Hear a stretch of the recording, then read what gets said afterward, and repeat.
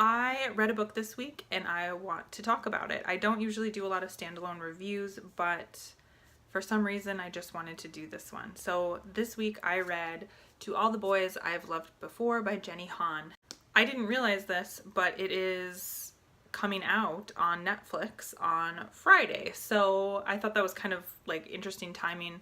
I'm going to watch the movie on Friday, maybe not on Friday, but I'm going to watch it on Netflix over the weekend and see how it compares. But I went into this, I knew that people liked this novel. It's definitely a young adult reader, and I knew the premise was that she, the main character, Laura Jean, writes these love letters to boys in the past that she has had, major crushes on, whatever.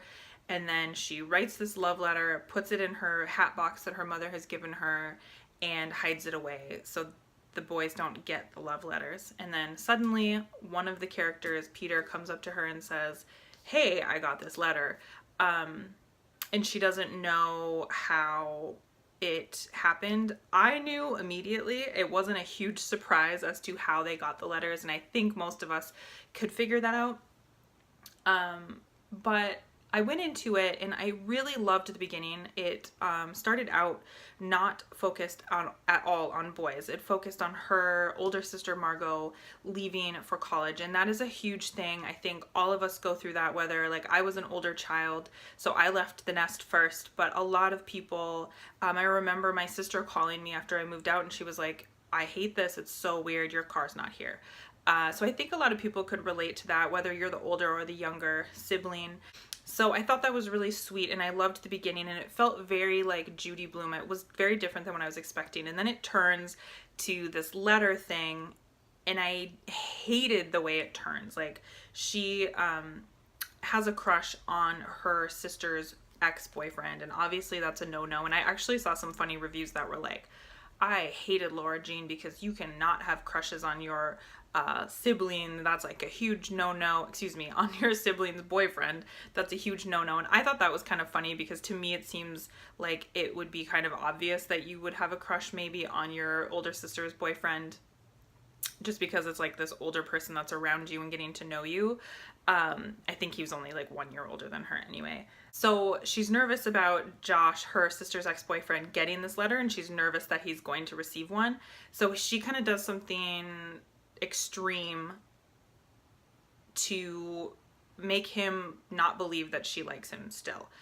And I didn't love that twist, and I kind of was like, man, am I gonna read this? Like, maybe I'm gonna give it up, whatever. And I mean, I just found myself continuing to turn the pages, and they're short chapters, which is, I feel like, is written so well. Like, any book that has tiny short chapters, because you just want to keep, you're like, 3 more pages, no problem. 5 more pages, no problem. So that's what I did. I found myself staying up too late to read it each night, because I'd be like, just a few more pages. And I actually thought it was a really sweet read. One thing that I found interesting was I actually felt like I started to identify with Laura Jean, because I was a very similar person to her. She is the middle child. She doesn't really have it all together. I'm an older child, but I never really kind of had my stuff together. I didn't have a big drive for something, and she has crushes on boys a lot, but doesn't act on them. And that was very much me. I always had crushes on boys that weren't necessarily available to me, whether they were like, totally different social group, or had girlfriends or whatever. And that is definitely a self-preservation mechanism, and they kind of discuss that in here. It's hard to open up to people. I struggle with opening up to people so much, and I did feel like I identified with her on that. That was kind of a nice piece of it for me. I think I definitely could recommend this to teenagers. I work with teenagers, and I love to read stuff like this where I can be like, you hate reading? Read this for your book report. So I definitely think that this could be one that people will be drawn to. I think people will be interested in it after the Netflix series as well, which is cool. And I just think this was a really cute read. I definitely wouldn't recommend it to somebody looking for something that's like, a super deep thinker, because that's not what this is. And I don't think you would think that.